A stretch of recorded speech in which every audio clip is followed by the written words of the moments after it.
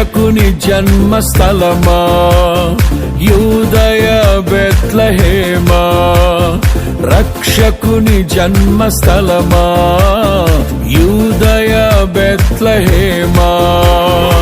ఆరాధనలకు ఆరంభమా, హృదయార్పణలకు నివాసమా, ఆరాధనలకు ఆరంభమా, హృదయార్పణలకు నివాసమా.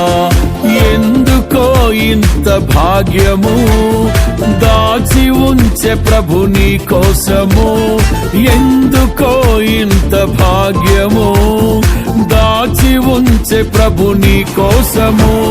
స్తుతియు మహిమ ప్రభావము ఎల్లవేళల ప్రభుకే చెందును, స్తుతియు మహిమ ప్రభావము ఎల్లవేళల ప్రభుకే చెందును.